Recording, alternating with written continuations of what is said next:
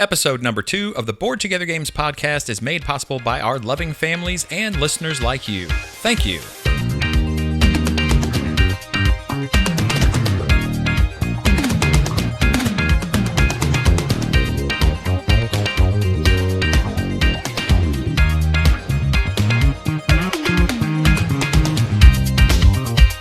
What is up, everybody? Welcome to episode number 2 of the Board Together Games podcast. I am your host, David. And I am Jerry. And I'm Kathy. And we are ready to dive into, in this episode, I hope you two are ready. I'm not. We're going to give you our top 10 lists, top 10 games of, I would say all time, but I'm not going to say that because there's a couple different theories amongst our little group here on what a top 10 should or does consist of in any moment in time. Yep. And we'll get into more of that in a little bit. So I am your host, David. As I said, I'm 46 years old, 38-year Catholic, saved in 2011. I'm big on midweight Euro strategy games, card games, and party games. And that's all I'm going to tell you about me right now because we got a lot to talk about. Kathy. Yeah, so I'm Kathy. I'm 48. I'm David's sister. I am also, I was raised Catholic, obviously, and I've been saved since 2005. And I am a big Euro gamer. Yeah, my name's Jerry. I'm 39 years old. I am a gamer for whatever kind of game you can throw my way, but apparently I like Ameritrash, which we can talk about that, but I found that name to be offensive for a while. Yeah, I know. But you hate that term. apparently I need to embrace it. So we'll just should. embrace it. You should. It is a term of endearment for sure. All right. So here at Board Together Games, you may have kind of noticed this already from our introductions, but we create board game related content with a little bit of a faith-based spin. And today, like we said, we're going to be going over our top 10 games of right now. I guess we'll put it that way. And yeah, all I can really tell you at this point is work has been a little bit crazy for me, you guys, and I have not played a single game since we recorded last. It's terrible. It's terrible. In fact, I missed our last game night. You did. Yeah, last minute bail. Well, sometimes things break, and while I may not be the only person in the world who can fix them, it seems like I'm the one they call. That's fair enough. All that responsibility. But before we talk about our top 10s, and since I'm already talking about how I missed game night and really haven't played much of anything, I wanted to ask you guys, what did you play on game night this past week? Yeah, Dave, we had a lot of fun without you there, actually. It was me and Kathy and one other gamer. That other gamer brought Cryptid. We've played that before. I really enjoy that game. If you're ever just down for a pure logic puzzle, you can't get much better than that. That's a 3 to 5 player game. It's from Osprey Games. And what you're trying to do is you're trying to find a cryptid, which I think is just some sort of mythical being. And everyone around the table, like I said, 3 to 5 players, each gets a clue based on a logic. So it may be like your clue is that they are in the swamp or they are in the water, or your clue could be it's a certain number of spaces from an animal territory or a certain number of spaces from a different color or a certain number of spaces from a monument. And you have one piece of up to 5 clues, essentially. In our case, we had 3 clues. And you had to figure out what the other 2 people's clues were and discover where the cryptid was before everybody else. Yeah. And it's kind of a cool logic puzzle because not only are you trying to figure out the answer with limited knowledge, you're also trying to figure out how to give your nose, essentially, in a way that doesn't give away the game. Because each time that you don't get a positive answer from the other player, you have to give a piece of information away, saying that this is not one of the good territories for you. So that's becomes its own little logic puzzle in itself, how to give the least amount of information over to the other player while gaining the maximum amount of information yourself. It's really quite fun. But we experienced this, I think Kathy and I both experienced this in a game. If you make an incorrect logical jump, you're basically sunk. Yep. There's no coming back from it. Because you're thoroughly convinced that that's the answer, but unfortunately your logic was faulty, and you're just going to lose. So that happened. Yep, that happened. So Kathy, you hadn't played this game before. What did you think of it?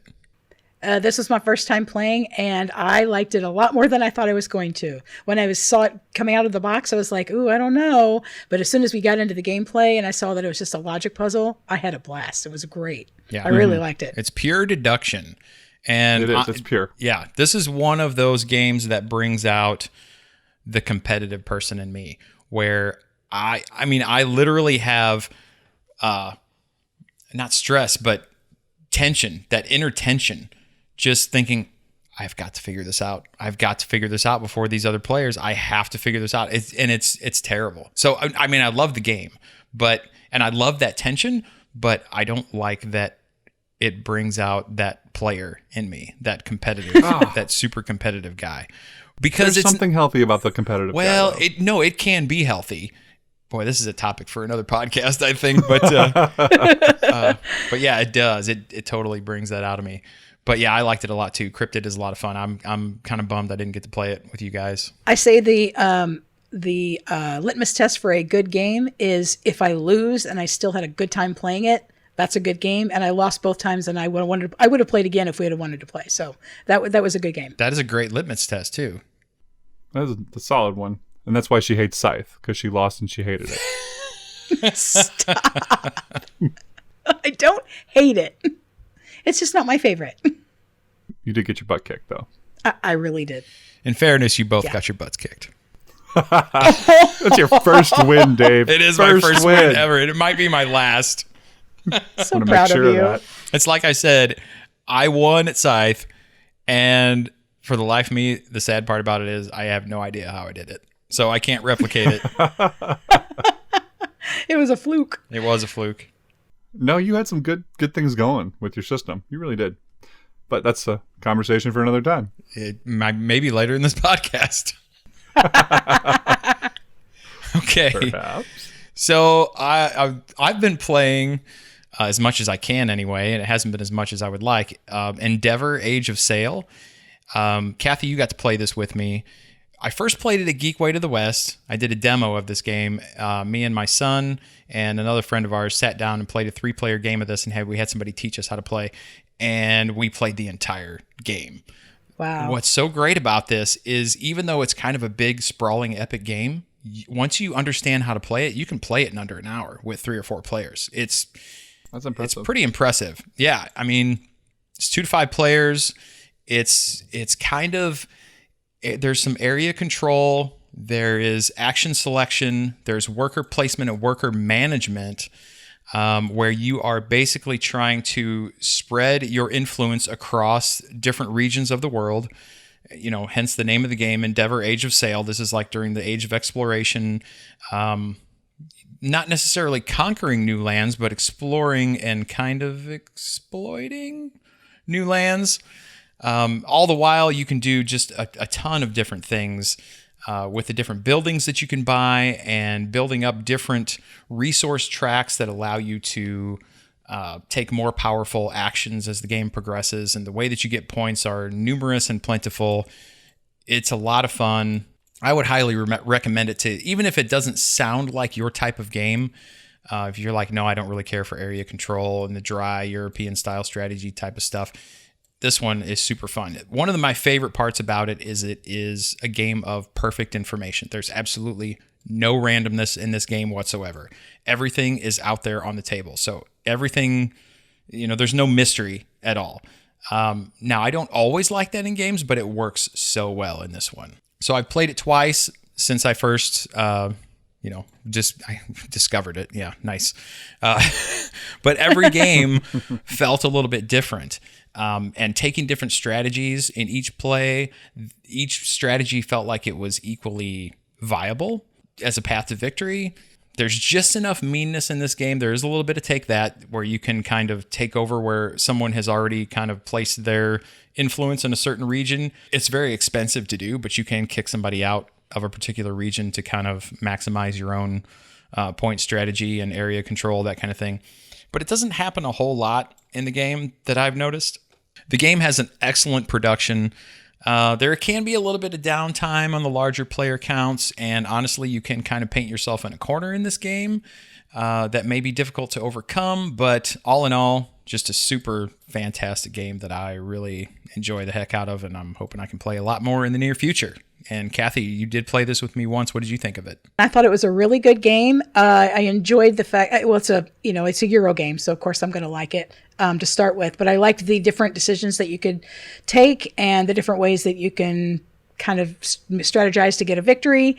It was, of course, I only played it the one time, not as often as you, but I think I would like to try it again and try maybe a different strategy and see how that works to see if I could win, because I didn't win last time. Well, there you go. I mean, just like you said earlier, if it's something that you didn't win and you still have that desire to want to try it again and see if you can do better, there must be something there, right? Exactly. It does sound interesting. I would not mind giving that a try. Yeah, I know, Jerry, this is completely, I don't want to say completely the opposite. One of the things that bugs me about you is that you are not a huge fan of the midweight or heavier European style strategy games, but you're stinking good at them, and it drives me nuts. So, yeah, I think you would actually really like this game. So I've been hoping to get that one to game night here pretty soon. Kathy, what else you been playing? I have been playing Wingspan. I played it for the first time at Geekway with our small group of friends, and I really enjoyed it. And I got another chance to play it at our game night a couple weeks ago. It is 1 to 5 players, Stonemaier Games, and it is a card-driven engine builder type game where you are bird enthusiasts seeking to attract the best birds. And there's a huge stack of like hundreds of bird cards. They're all unique. Every single one of them is different. And it has like really cool facts on there for each one of them. The artwork is gorgeous. It is absolutely beautiful game. I think you play 4 rounds with a chance to have some scoring at the end of each round. You can build your tableau of birds on your player mat as you're throughout each round trying to get a really good tableau of actions. And the player with the most points at the end of that 4 rounds wins. As you build your tableau, you get more and more actions that you can do as you initiate your beginning actions. So you initiate the action to the farthest right of where you have built your tableau in each row. There's 3 rows. And once you trigger that initial action, you get to move backwards to the left to each card. And there's another potential action on the cards that you've built in that gives you a whole, basically an engine of actions that you can do. It's really it's really neat. You can get some really good combos in there. Yeah, one of the interesting things about this game is that the actions that you take on your turn diminish per round. So what is it? In the first round, you get 8 actions, and then for each round thereafter, you get 1 less action. And when I first heard that, I was like, well, that's kind of strange. But then after you realize how your engine builds up and how much can go into a single turn, yeah, it makes sense. It sounds backwards, but it actually builds on that. So taking less action or less turns actually gives you more actions. It's very interesting how it plays out. Yeah. I thoroughly like that game as well. It's an engine builder, pretty simple, and when you think about the theme seemed really weird at first. Yeah, but no I gotta kidding. say, it works. I was like, I'm not a ornithologist. I'm not somebody who likes to watch birds. Hey, This is easy weird. with the big words there. Oh, I'm sorry. But in the end, it worked, and it was a lot of fun. And yeah, you get to learn weird things about birds. And I didn't even know there was that many species of birds, but it's a great play. I gotta say, my only thing that I would knock it for is when you get up to 4 or 5 players, it's a little bit of a slog. Yeah, like it goes a a little 3.5 hour, 4 hour game. It goes for a while. Well, But again, though, I think every time that we've played, we've had to teach at least one person, though. And I don't think that helps. that's true. So That's I true. think I don't if you think that sat helps down either. with 3 or 4 people that all knew the game and had played it before, you could probably get it done quite a bit quicker than what we've been experiencing. That's my guess. That's a really good point. Yeah. That's a good point. Fair enough. Yeah, Wingspan is really good. It's I love engine builders. I love strategy games. I love unique themes. I'm a sucker for a unique theme. You bring in something that nobody's done before, and this is something I always kind of not yell and scream about, and not even really complain about, but it does kind of bug me a little bit, is that there needs to be, in my opinion, more diversity in settings in games. But yeah, this one is super unique, and I thought it was very cool. It's one of those that I'm not very good at. I mean, I really enjoy the mechanisms and how everything kind of ties together. I mean, it's beautifully done how everything kind of fits, right? There's only a couple pieces thematically that don't make a lot of sense. The rest of it just makes perfect sense. How the eggs tie into it and how the different nests tie into everything. It's just wonderfully done. But yeah, I'm really horrible at this game. Speaking of games we discovered at Geekway, I gotta say, I enjoyed the Wingspan, which we took us 2 days to find a copy that we could play. But It did. That was a great. How did we that was end a great up? time. How did we end up scoring that copy anyway? Because you could never find it. It was to check it out in the play and win. My brother knows, not Stegmeyer, but what's the other? Mr. Stone. Yeah, they play Ultimate Frisbee together. So, Oh, okay, gotcha. So, he made sure he reserved us a copy, which was really kind. And we That played was it very morning nice. then. That was very nice of him. It was very cool. But yeah, the other game that I absolutely loved at Geekway was Raccoon Tycoon and a game called Silver. Oh, I loved that game. Yeah, I did. And I loved it for several reasons. First off, it's from Bezier Games. It's a 1 to 4 player game. But it's a memory style game plus a game where you're trying to eliminate as many cards and basically have the fewest points at the end when you call silver, essentially. It's not a hard mechanic to teach overall. You do need to have some memory. That has messed me up where I've gotten up from the table, come back and been like, I don't remember my cards at all. Yeah. And that really is troublesome because you can't look at them unless you have certain cards to look at them. But it's a simple game. I would call it more of a palate cleanser style game. Once it's learned, it maybe only takes 15 or 20 minutes to play. Sure. And it's a lot of fun. And then they're coming out with expansions. And the beautiful thing is the same main game stays, but the cards each have a different function, and the expansions are going to swap out the functions of those cards. So essentially, you will have an infinitely, it's kind of like Dominion. You'll be able to play different types of cards in the That 4 sounds slot, in the interesting. 7 slot, and the 8 slot. So it'll give it a lot of flexibility. So every card has a number and a power, right? That's kind of the gist of the game. That's right. So you get to look at a couple of your cards at the beginning of each round, so you can see what the values are and what the powers are.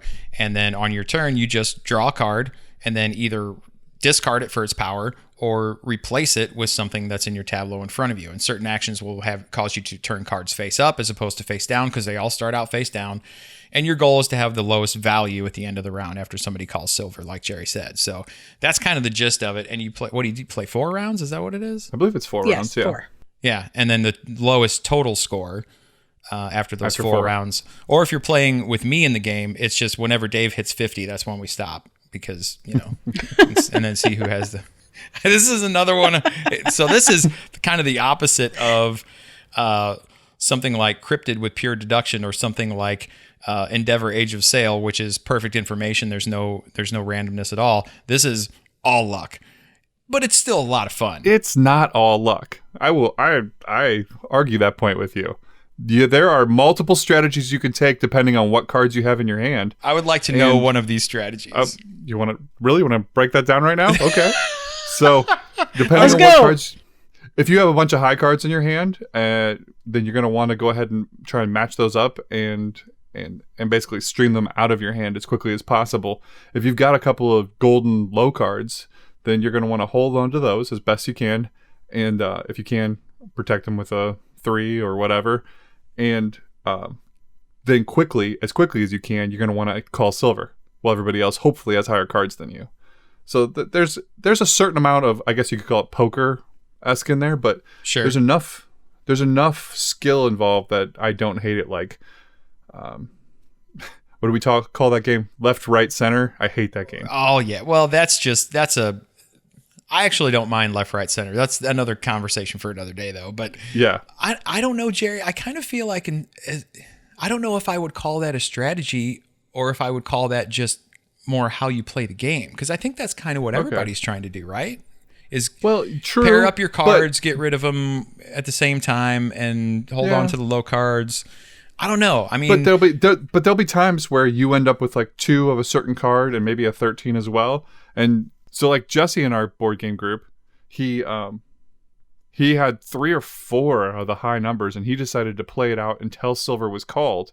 And then he dumped all that, and I think he ended up at 2 or 3 because they were all matching. Oh, and I so gotcha. He was playing. Yeah. That's a different strategy. That is a 'cause strategy. He started with a lot of high cards. Sure. Whereas if you end up with a lot of low cards and you're just trying to get out fast, you're trying to dump 1 or 2 cards and force everybody else to have a terrible hand, essentially. Yeah. Yep, that's a legitimate strategy, yeah.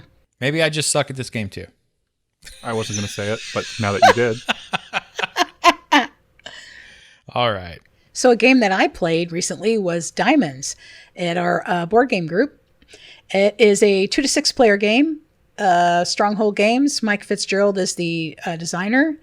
It is a trick-taking game, and I love trick-taking games. I grew up playing spades and a lot of other card games, and I really love spades, and this reminds me of it. There is an extra feature of the game, though, where you're gathering diamonds and you're placing them either in your showroom, which is in front of this little screen that you have, or in your vault, which is behind the screen, which means that they're now yours and saved and no one can touch them. And the goal is to have the most diamonds in your vault at the end of the game. There's a really cool twist, though, because there is no trump suit. One person leads with a certain suit, and you have to follow suit if you have it. But if you don't, you can play a different suit, and that triggers an action based on the suit that you played. For instance, diamonds is you get to take a diamond from the supply and put it directly in your vault. Hearts allows you to take a diamond from the supply and put it in your showroom, which is in front, which is not saved that just yet. Then a spade lets you take a diamond from your showroom and place it in your vault. And lastly, Cubs lets you steal a diamond from the thief's showroom and pass the thief token to the left. So when we actually played the second edition of this game, and I actually own the original edition of this game. There was a feature that they added, which is this thief that I was mentioning. There's a thief token, and what that does is that's given to a certain player, the person left of the dealer, to start with, and then it goes through all 4 rounds, and it passes as diamonds get stolen. And what that does is, I believe it allows for, it doesn't allow anybody to gang up on anyone when they're taking tokens from other people, because I noticed when we played before, before I played the second edition, that there were times that someone would get ganged up on, and everybody would gun for one certain person getting their diamonds out of their showroom, so they didn't have any to put in their vault. What this does is it kind of evens out the playing field a little bit, and it allows it to, the only person you can steal from is that thief, and then that token moves to the next person. So I kind of think it kind of mitigates that a little bit, makes it a little more fair. I didn't even know there was a second edition of this game. I didn't either until we played it the other night at Jerry's Game Group. It was really cool. I did because I bought it. Oh, you bought it. That's interesting. I saw it at Geekway. They were playing it for a tournament, and it looked interesting, and it was a trick-taking game, and I'm always good with that, so I figured I'd take a risk. It was on sale, and I was like, why not? So I got to say, I enjoyed it when we played it. When we played 2 or 3 rounds, we played 2 rounds of it, and yes, it was a lot of fun. You're much better at those kind of games than either I or Jesse. You whooped our butts both times. I really enjoy trick-taking games, and that, like I said, it really reminds me of spades, which I not to toot my own horn, but I'm really good at spades, so it just has that feel. So I really enjoy that game. You did great. Thank you. Yeah, you do have a lot of history with card games in general and trick-taking games, and Diamonds is, I mean, that's kind of in my opinion, that's a modern classic. I mean, you do see this game played, like you said, Jerry. I think every convention I've ever been to has had at least one Diamonds tournament going on at some point during the course of the convention. So yeah, it's a lot of fun. I don't get to play this one nearly as much as I would like to either. But so I hadn't played it in years, and I really forgot how much I liked it. It really reminded me how much I need to bring that out more. It's a really, really cool game. One of the things I'd like to see is try playing it at a higher player count. With 3 players, the thief was coming around every 2 seconds. I feel like the thief card going around a 5 or 6 player game would change the dynamics considerably, because like Jesse and Kathy kept running out of diamonds in their showroom because of how quickly the thief was coming around. And because we're talking 13 or 15 clubs potentially coming around each time, so that's a lot.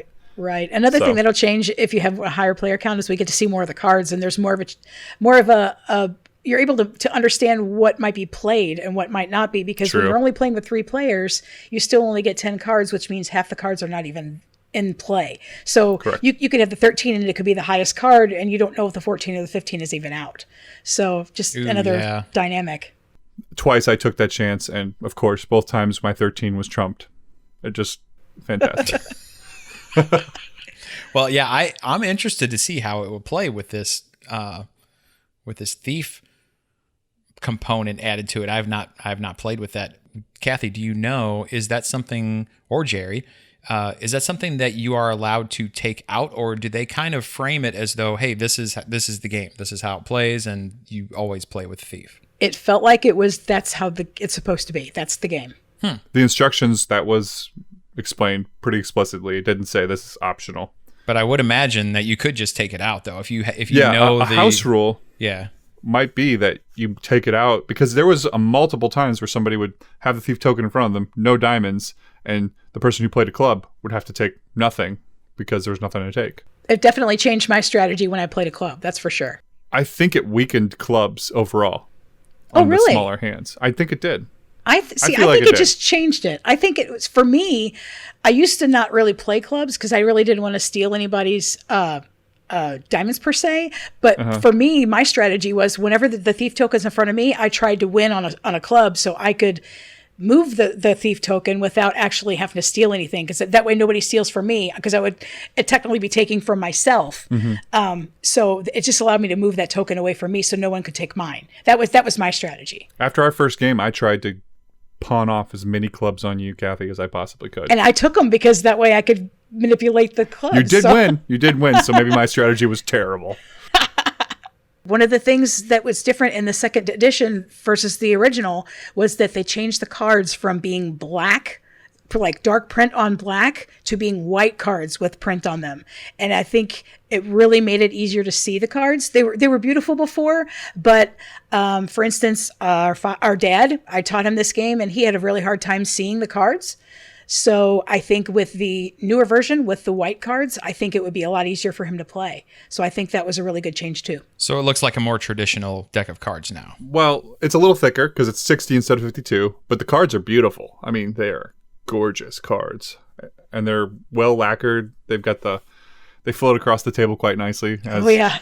I barely threw them at Kathy, and they were zinging across the table. I was like, oh, okay, slow down here. Well, we will get that to the table again soon, hopefully, and I'll get to play this time. Yeah, sounds good. Maybe you should come to a game night. I don't know. Shut up, Jerry. All right, enough about what we've been playing. Let's get down to our top 10 lists. What do you say?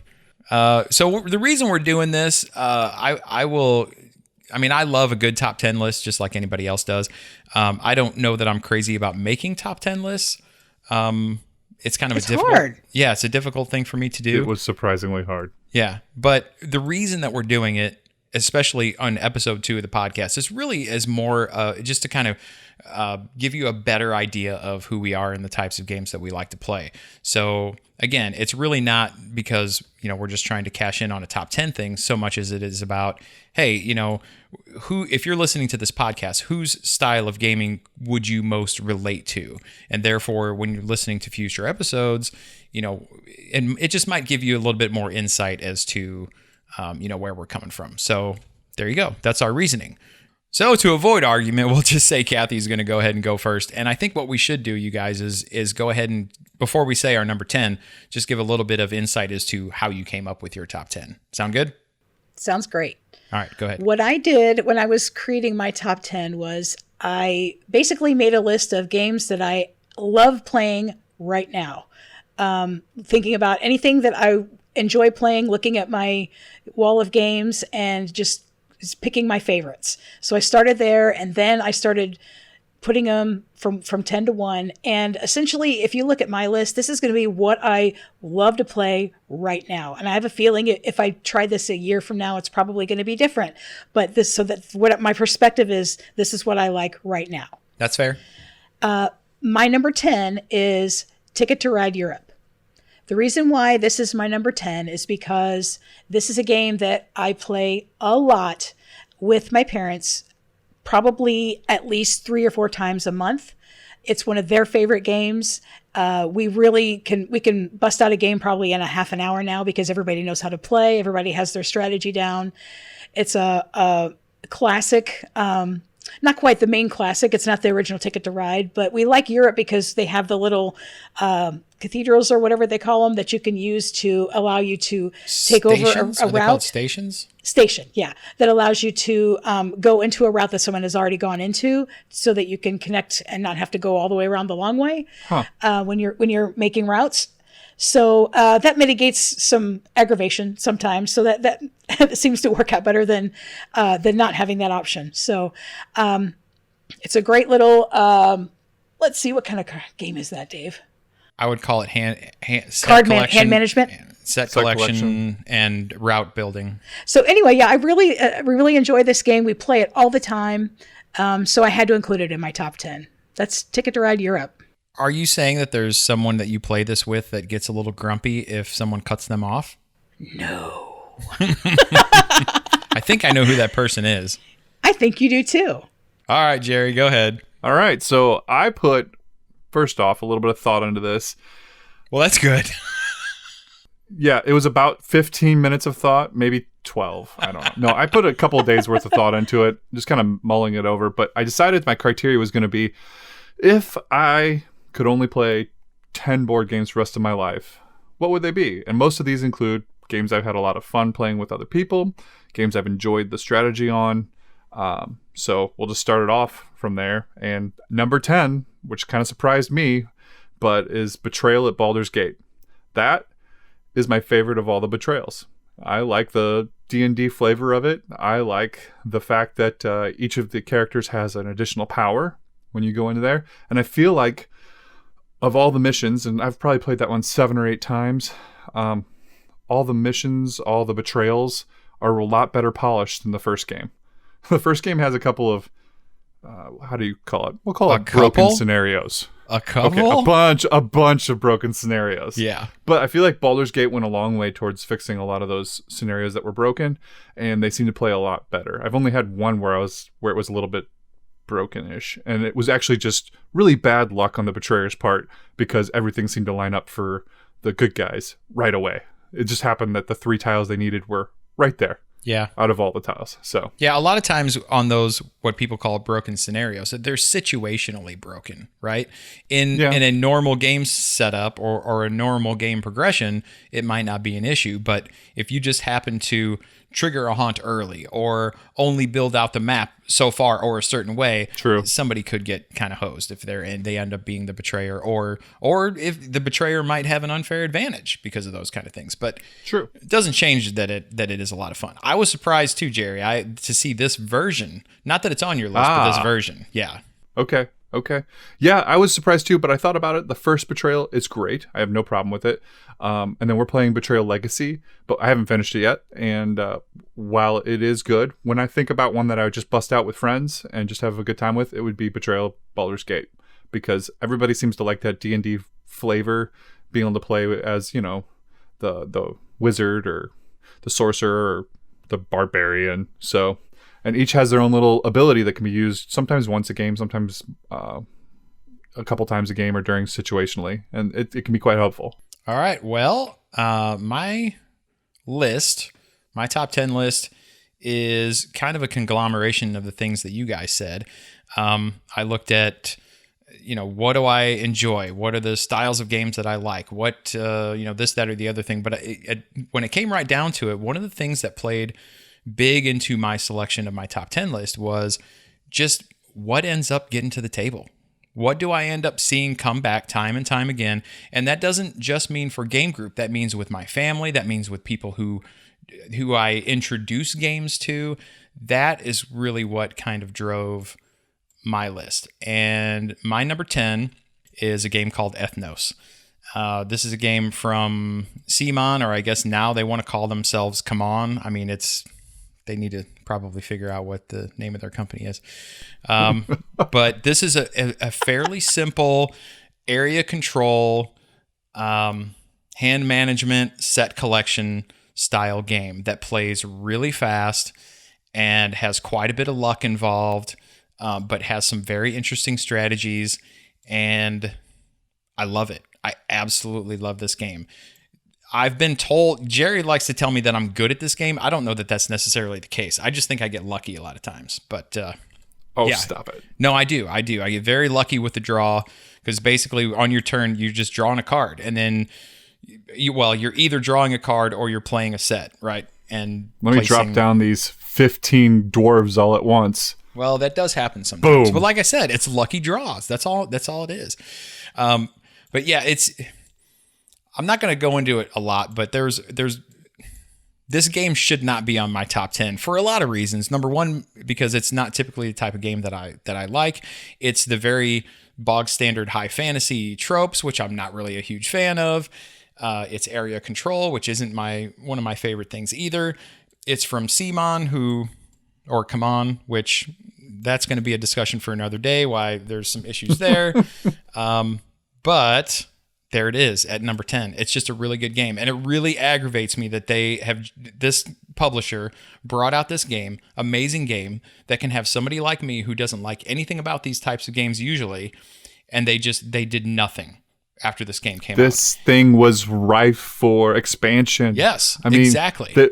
There was a fairy that came with the European version, or was released with something. I read that, but there could be so many other races that you could include in here and make this thing so much more rich. And Absolutely.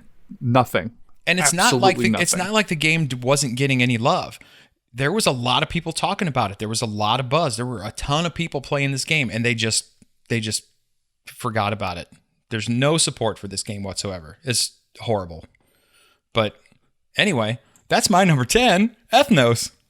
My number 9 is Las Vegas. And I talked a little of detail about this on our first episode, but essentially it's a area control dice management game. And we love playing this game again with my parents. It's something we bring out a lot, probably 5-6 times a month. We really enjoy playing it. It's a very easy game. It's easy to teach. It's easy to learn with a lot of really cool strategy involved. And it's pretty much a staple in our games, no matter who I'm playing with. People, brand new people that aren't gamers, playing with my parents, playing with game groups. It's just a load of fun. Yeah, it's the perfect length. It's a perfect weight for new people. It's easy to grok. And yeah, I think I said it before. I have yet to see this game go over poorly. And that is my number 9, Las Vegas. Coming in at number 9, Wingspan. All right, Casey. Wingspan was actually just talked about quite a bit, so I'm going to keep this really brief, but I loved Wingspan. I love the engine building of it. I think the theme is surprising, and I like that about it. At first, I was like, this is just weird, but I actually do like the Wingspan theme of birds, and the production value is off the charts, and it's a lot of fun to play. And that's all I really have to say about it, because we talked pretty extensively about it before. So, Wingspan, number 9. There you go. Probably won't be the last Stonemaier game we hear about on these lists, right? What? Just saying. All right, my number 9 is a little card game called The Mind. And this is it's one of those things where, you see it and you're like, how come I didn't think of that? This game is just a deck of cards that are all numbered 1 to 100. And you play with, is it 2 to 5, 2 to 4, 2 to 5? I can't remember. 2 to 4, 2 to 4. 2 to 4. And you play a certain number of rounds. And the number of the round that you're playing is the same as the number of cards that each player is going to get in their hands. And so you deal out the cards, everybody looks at their cards, and talking at the table stops. And you are to play those cards to the table face up, in numerical order from low to high without talking to each other. That's the entire game. It's super popular, so I don't know that I need to go into a whole lot of detail other than I love it. I absolutely love this game. It's another one that, this one I have seen go over poorly a couple of times. Really? There are certain people who just have a tough time grabbing it. Younger kids sometimes don't really. Okay. I try to incorporate board games into a lot of youth type of activities because I think that's, just obviously healthier than video games and that kind of stuff. So for sure. But yeah, so the younger crowd has a tough time with it. And then I don't know, there are some adults who just, it's harder for them to, I guess, wrap their head around what that timing is, or to get that feel for, because I mean, the whole selling point of the game is, it's this telepathic or connection, this mind connection you're making to know when to play your cards. It has nothing to do with that, right? It's just about just kind of knowing the people you're playing with and getting a feel for how the game flows. Yeah. But it's amazing. It is a lot of fun. That's my number 9. It's great fun. The nine. Okay, my number 8 is a roll and write game called Ganz schön clever. I think I said that right. You did. Great little game. Obviously, it is a German game. So you have 6 dice, all different colors, and what you're doing is you get 3 different rolls on your turn, and you are choosing 1 dice each turn, and you're marking on your board and trying to create the most points. It's a really fun game. Yeah, it's pretty cool. I mean, each colored die has you get points in a different way, and it's one of those games where things build on each other, right? So towards the end of the game, you take a die that causes you to put a mark over here, and that triggers putting a mark over here, and that triggers putting a mark over here, and it just kind of builds into this really cool thing, which makes you feel clever. And that is my number 8, Ganz schön clever. All right, my number 8 is On Tour. When is it going to be back? Oh, that's terrible. It's just man, you bad. guys just don't get my I jokes. missed that, and that's horrible. I'm embarrassed for you. Come on. All right. Should I tour this again, or are we going to include that? Well, start over, and I'll decide later. All right. My number 8 is On Tour. This is a game I actually kickstarted. I just thought the mechanism was really cool. I thought the theme was very cool, although the theme doesn't play much into the game at all. You're basically got a board of America. It's got like 45 or 44 states in there. Some of them are combined because they're too small. And you roll a dice. You mark that number on your board, and you're trying to connect the longest consecutive route of numbers going from high to low or low to high. And the person with the most consecutive or the longest consecutive route wins. It's really a simple mechanism, but so far, everybody who I've played this with has thoroughly enjoyed it. The site says it's a 1 to 4 board game, 1 to 4 player board game, but actually you can buy expansions. I went all out, and I actually have it up to a 10-player game. And so far I've played it with 8. It can be a little bit of a longer game, but everybody had a lot of fun because in the end, you're just kind of frustrated because you had these plans and the dice didn't work out quite the way, and you had to be flexible, and it just, you have a lot of fun just trying to not be too frustrated by the game. Yeah, it's a great risk reward thing in that game, right? It really is. It's where you can try to leave that one spot open, hoping that at some point that perfect die roll is going to come up. But yeah, it's a cool little puzzle. I have a lot of fun with that one too. Yeah, so that's my number 8, On Tour. All right, my number 8 is a game that I don't see enough people talking about or playing. It's been around for a few years, so it's kind of understandable, and it's a game called Scoville.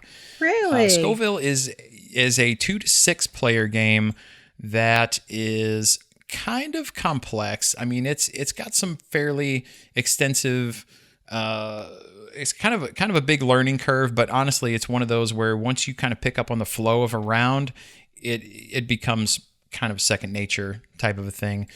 Basically, you're farmers, I guess is really what it is, and you're planting hot peppers, right, and then harvesting them and selling them. So it's an economic game, Jerry, which I think you would like.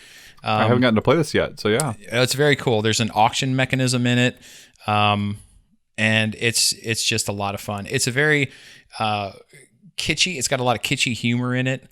One of the things that you do in the game is you're kind of building your peppers to create chili recipes for like a chili cook-off. It's like this whole setting is like this farmer's market where you can, sell the peppers, or you can combine them to make these chili recipes, and all these things get you points for the end of the game, right? Nice. Yeah. But the way that it works, it can be kind of mean because you're kind of moving your farmer around the board, and you can block other people from getting the peppers that they need and that kind of thing. But the way that it all fits together to me is just beautiful. It's a great production, a lot of fun. If you get a chance with this one, definitely check it out. That's Scoville.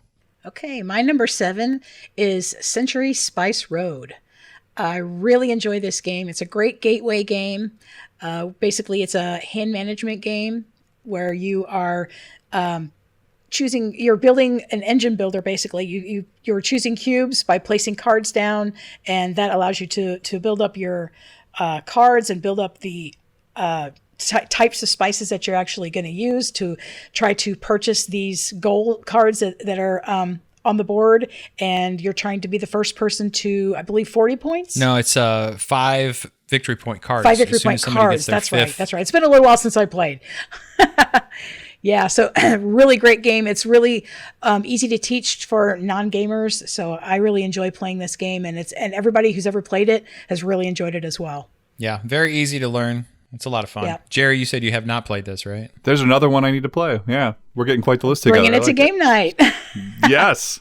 My number 7 game is Space Base. We talked about this in the first episode. I think Kathy did kind of a review of, because we had just recently played it. Mm-hmm. I got to say, a lot of fun. I love that you build this engine again. I guess I do like engine builders when it comes down to it.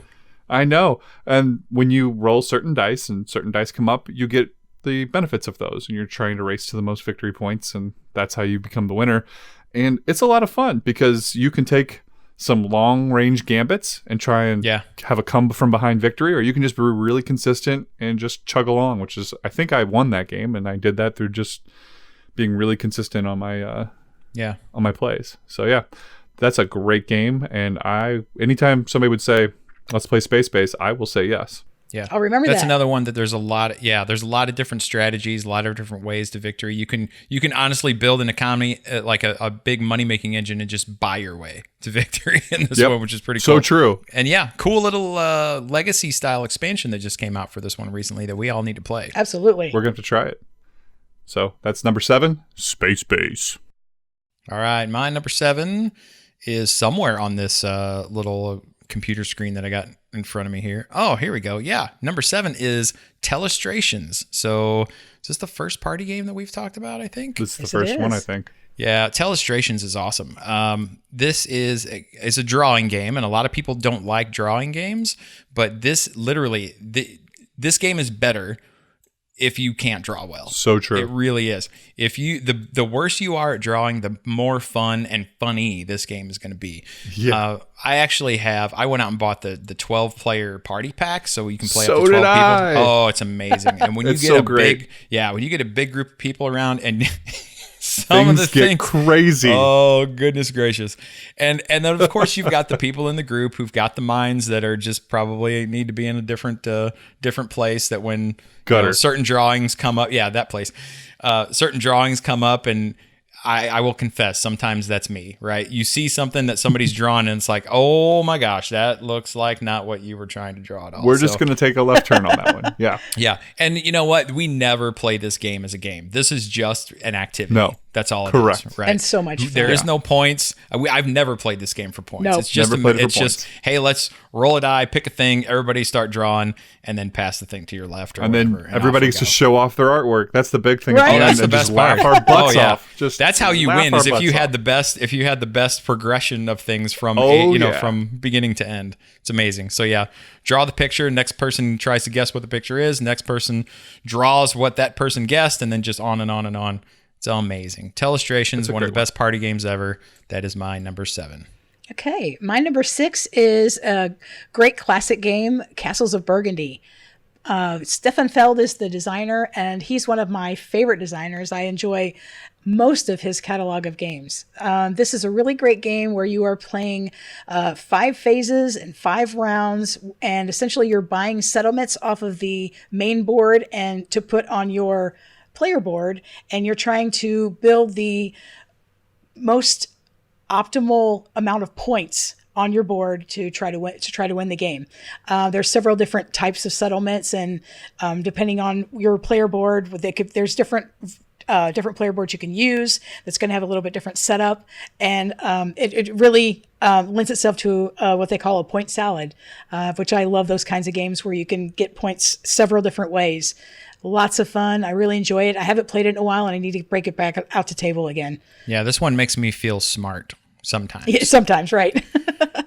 And holy cow, are you aware that they are bringing this game out? It's getting reprinted this year with a new big, good production Really? Yeah, it's being re-released. It's one of the first. So Ravensburger is a publisher, right? And they are kind of retooling their entire production deal, right? So instead of the real thin cardboard chits that basically tear out instead of punching out, and the terrible artwork that they've had in the past, they're really sinking some money into production, and this is going to be kind of their flagship release with that new model. I cannot wait.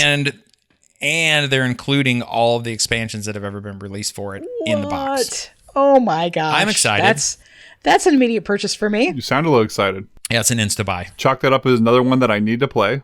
Oh, man. You haven't played that either? Oh my goodness. We need to line these up and just knock them down. It's going to take some time, man. This isn't a one-night thing. This is going to be like this is a holiday 6 thing. or 7 weeks. Just pick a holiday week and we'll play for 2 straight days. It'll be good. There you go. I like it. That's Castles of Burgundy. All right. My number 6 is going to the group game, the party game style, though it's not really a party game, and it's called Avalon. It's a variation on the game Resistance. Social deduction. Social deduction. The reason this made my list is because this is by far my most played game ever. I can't even tell you, I probably over 40 or 50 plays, because for a long time there was a group that we had that this is all they would play.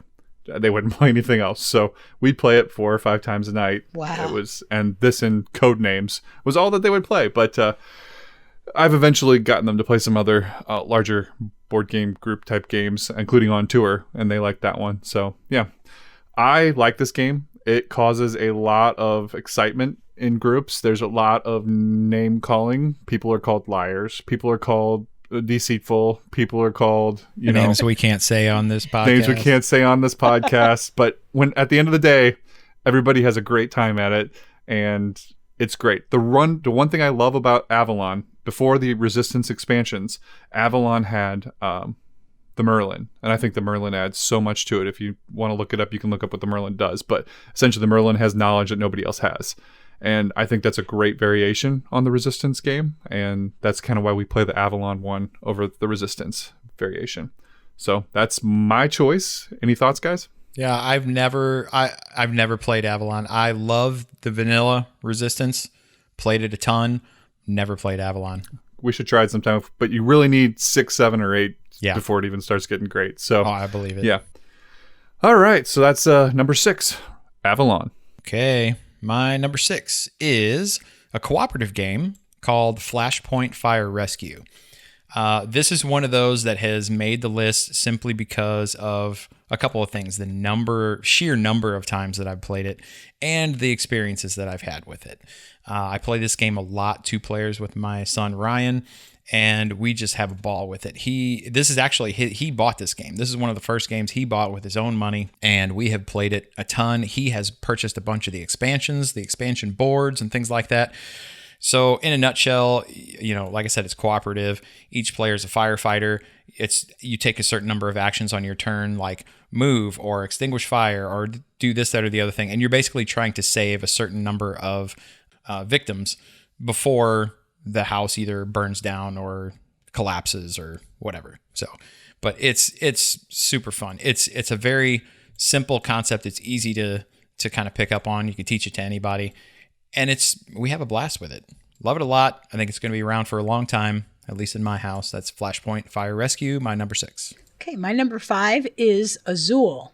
This is a great game. It is a tile drafting game.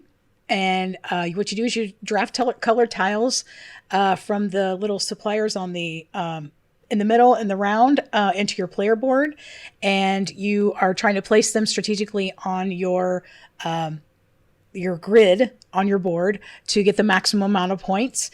And you're limited by how many you can place, depending on if you place it in row 1 through row 5.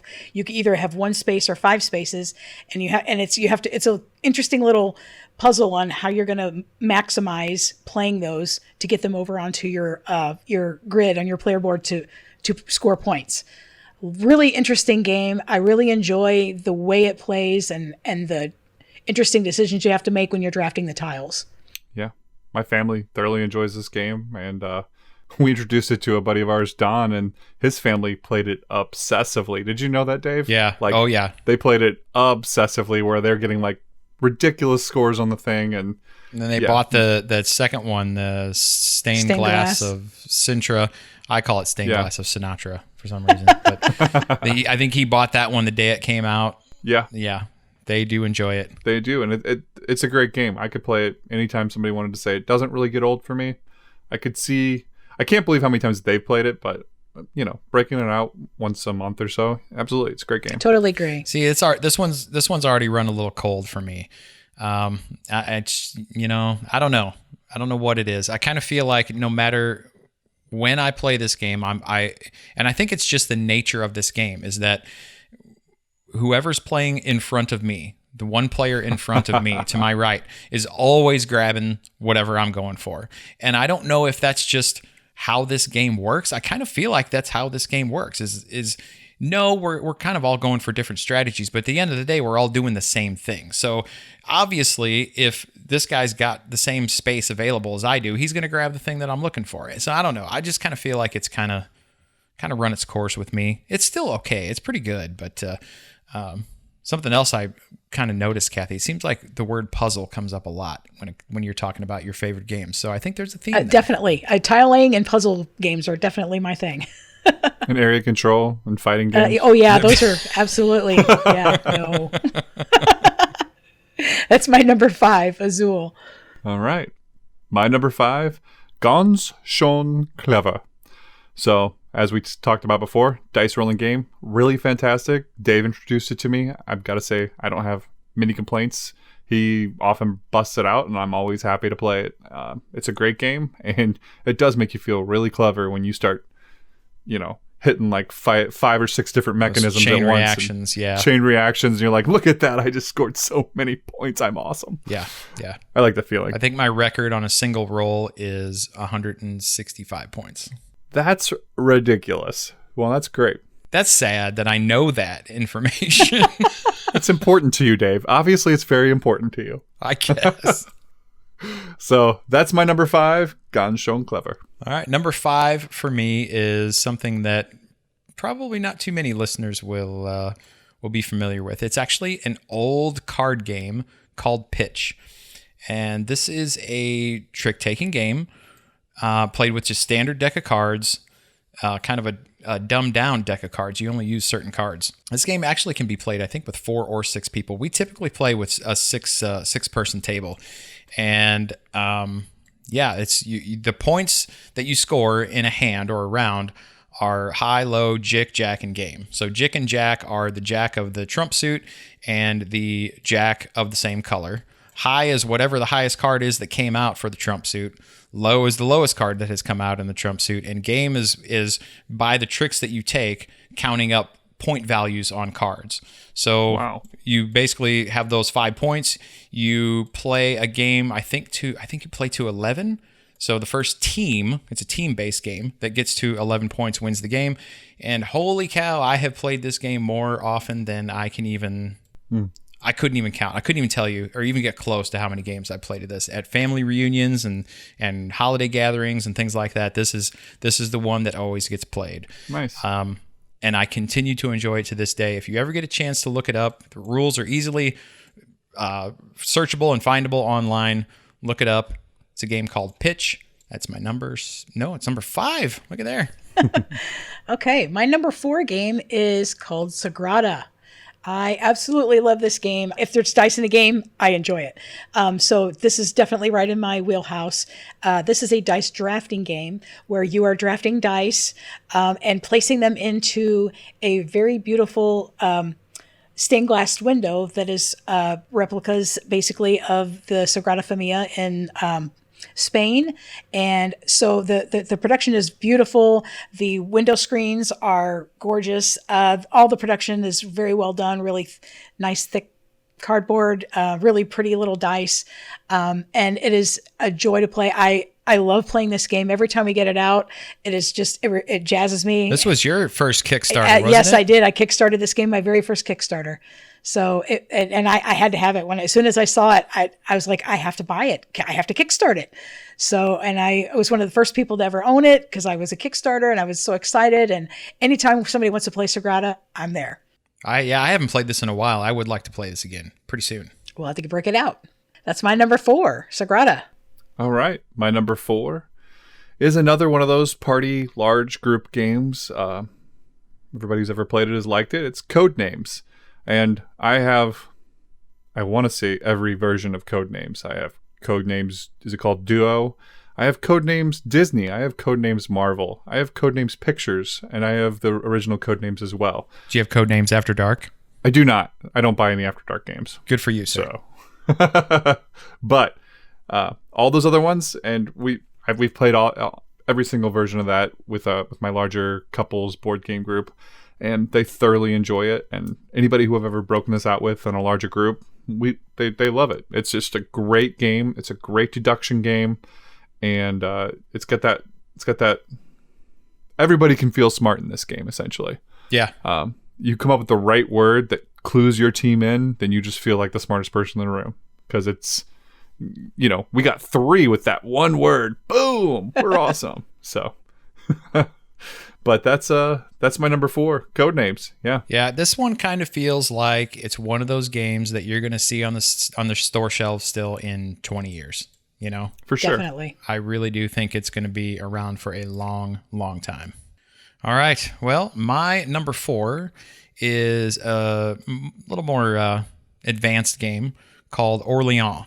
And this one is a 2 to 4 player bag building game.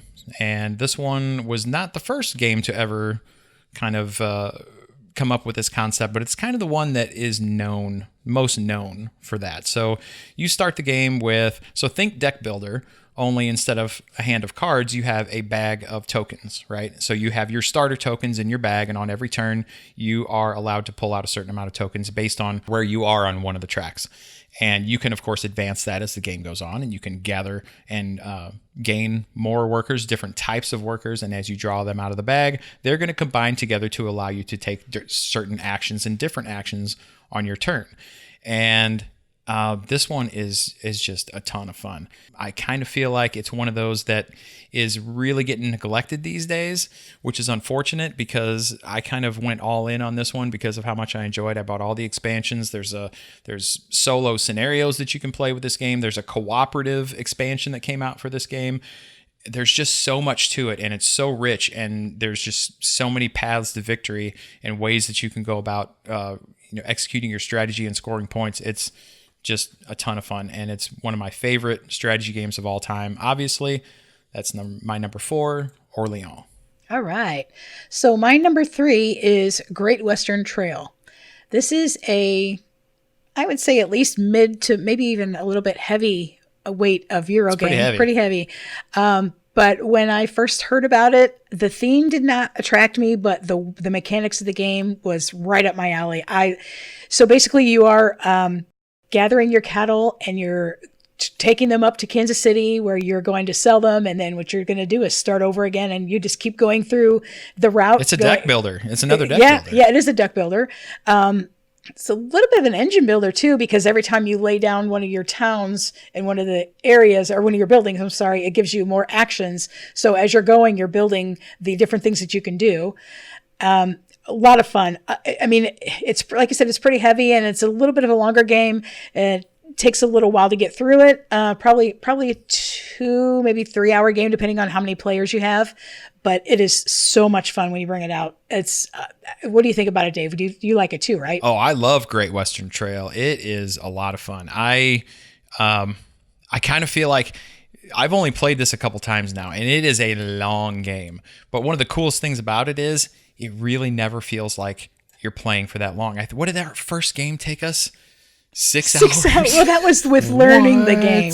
Well, here's the deal. We had to learn it. We were playing with Ryan, and so it took him a little bit longer to kind of pick up on some things.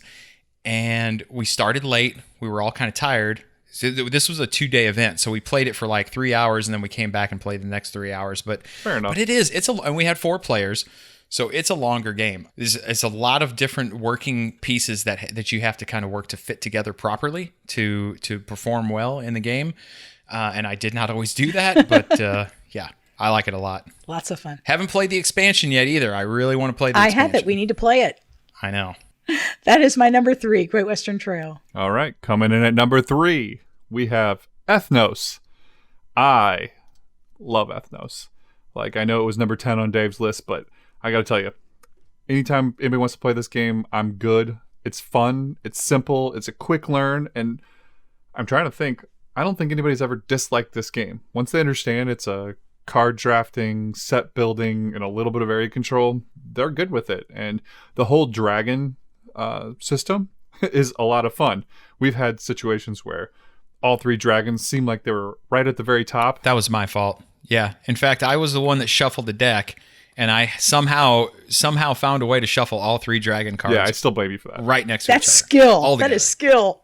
Yeah. It was impressive. And then we've had times where the dragon card, the last one, was on the very bottom. And so the way the mechanism works is you shuffle the 3 dragon cards in the bottom half of the deck, and that signals the end of that era. Yeah, when you So- draw the third one, yeah. When you draw the third one. So when you get that second dragon card drawn, everybody's trying to finish up what they're doing because they know anytime now the game's going to come crashing to an end. So Yep. it's just a lot of fun, and the game moves along pretty good as long as you get people that know how to play it. And Oh, yeah. I just thoroughly enjoy it. It's just a great game. Yeah, those quick snappy turns are one of the biggest advantages to this one, I think. It takes a second for you to take a turn. Yeah. Really. Moving Literally a sec. Well, it Yeah. can. If you know what you're doing. If you know what you're doing. Okay. My number 3 is Ganshon Clever. So here we go. This is the only game that you're going to see on all 3 of our lists, I believe. Yes. That's correct. Yep, I think that's right. So I won't really talk about it a whole lot. Dice rolling, dice drafting, rolling right, get lots of points, trigger combo chains, lots of fun. Number 3, Ganshon Clever. Next. All right.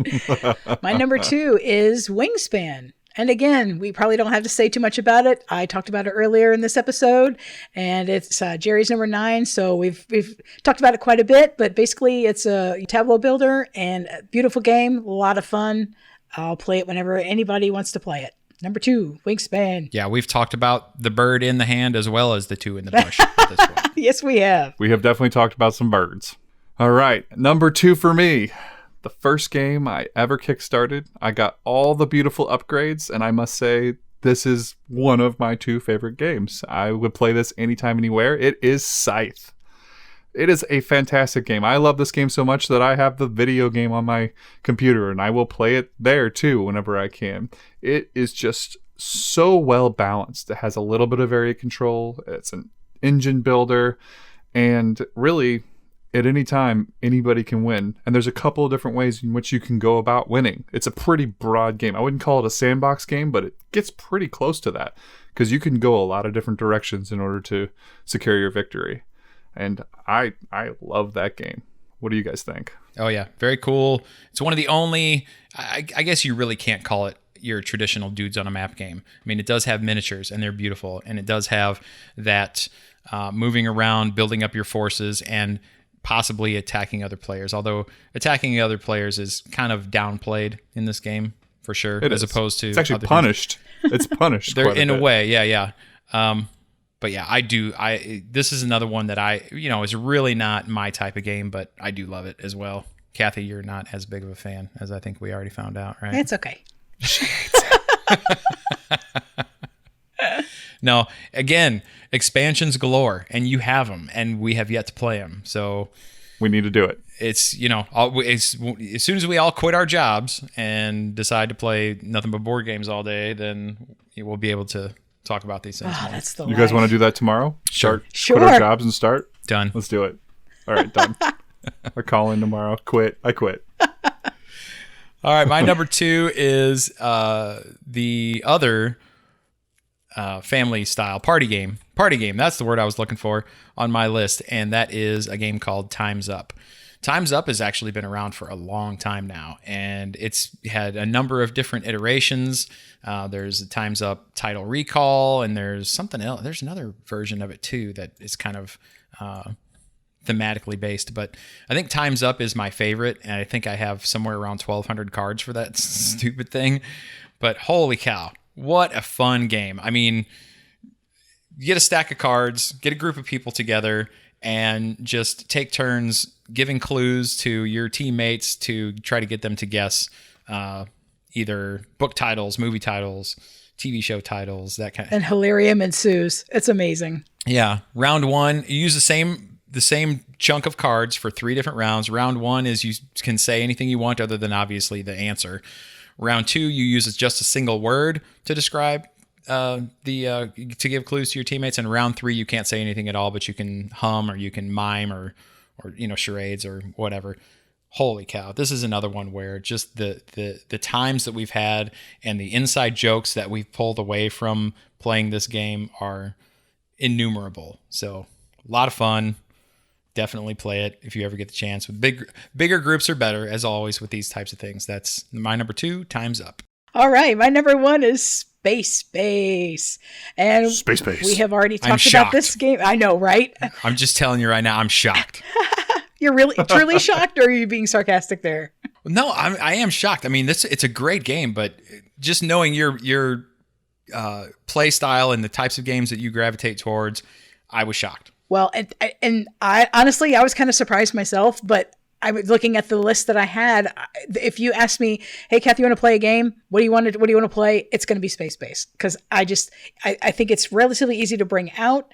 It's a great little engine builder. I thoroughly enjoy trying to figure out the best way to maximize my turns so that I can get more points quicker. And every time I play, I try a little bit differently to get a different strategy. I don't always win, but oh man, do I love this game. It is awesome. I will play it anytime. I love it. It's great. I have nothing to say. I mean, it's in my top 10 list, so it's a great game. Of course. It's not in my top 10, but it's probably pretty close. You know, that I heard somebody the other day who I typically agree with a lot in their board game taste say they hated this game. Really? And you know what? This is even more interesting, Kathy. You hate Machikoro. I do. This is basically a kind of Machikoro with just a different theme and some different mechanisms as far as, and moving the cards up. It's got less mean stuff, and I think that's probably exactly why. Because if Machikoro didn't have all the meanness that it had, I would have loved that game too. But I do not like Machikoro. I like Machikoro. It's fine. But yeah. It's fine. Space Base is better. Space Base is better. Space Base is better. I know what agree. you're trying to say. You're not doing a I very good messed it up job. like 12 times. I messed it up. Whatever. Space Gaze. Go ahead, make fun of me, Dave. I All love right? you, Jerry. I know you do. All right, that's my number 1. Space Love you too, Base. man. I love you too. Number 1. My number 1 pick. And actually, 5 minutes before this, I switched Scythe and Star Wars Rebellion. But my number 1 is Star Wars Rebellion. I love this game. I love the massive scope of it. I love that it's one person against another. I love that it's my favorite theme in the world, which is Star Wars. And it's a really well done game. You will either play as the Rebellion or you'll play as the Empire. It's an asymmetrical game. The Empire has so many strengths. The Empire comes out with so much stuff that it looks pretty much hopeless for the Rebellion, which is what you want in this game. But what the Rebellion has is subterfuge. They have an ability to turn people. They have ability to sabotage things, and that's what gives them their advantage. Their base is hidden, and I've played this game more times than I can count, and everybody who's played it with me has thoroughly loved it. The learning curve is high, I will say that. But once you've learned the game, you can get a game done in about 2.5 hours, which is good. First time that I ever played this with somebody, though, I believe it probably took us close to 5 hours to play one game. But we were both learning at the time. It's fantastic. And every single time, the way it's balanced, the games are nail biters. I've never had a game where somebody's run away with it and just absolutely dominated the other person.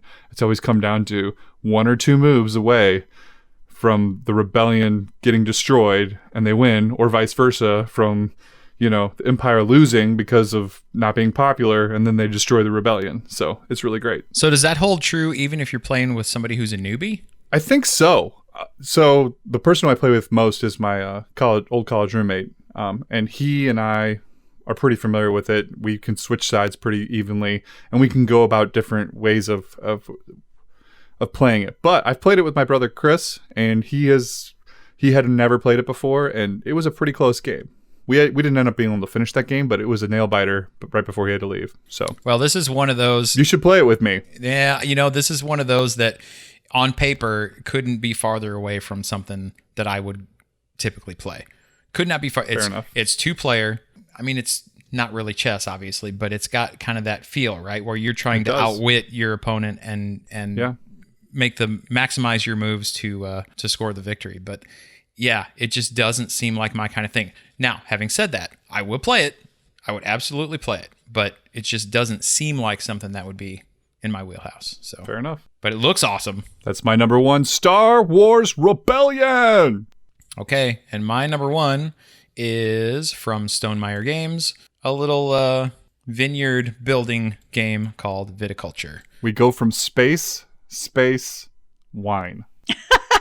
Oh, on our That's number ones, interesting. yeah. Well, Yeah. hey, Space, wine. Yeah. are you trying to say something about me? Is that what you're hinting No, at? no judgments. No Okay. judgments here. We're a judgment-free zone. No, Viticulture is easily my favorite game. It hits on everything that I love about playing board games. Just the way that the mechanisms fit together and the way the entire game works out. It's not real. I mean, it's kind of a puzzle, but you're really pushing for efficiency. And if you can be more efficient than your opponents and make the right moves at the right time, and there's a little bit of luck, draw the right cards, get some things that work out better for you than your opponents might have in their hand of cards, those types of things. But yeah, at the end of the day, this is the one that takes the crown for me. And again, it's Stonemaier, so the production is through the roof, right? It's just beautiful to look at. This is one that I mean, they had an expansion and they re-released it later on where a lot of the expansion stuff was built into the base game. But I'd love to see them kind of come back to this one at some point and just put out some more, even if it's not a whole lot, just some more cards or something like that. Some more content for it would be really cool. One of the things I love about Stonemaier is Jamie likes to stick in his games a little bit of a shout out to his hometown a lot of times. Yeah. And in Viticulture, it's the V in Viticulture. If you turn it upside down, it's an arch. It's the St. Louis Arch, right? So I just think that's kind of cool that he does that kind of thing in his games. Those little touches like that are pretty great. So that's it. That's my number one, Viticulture.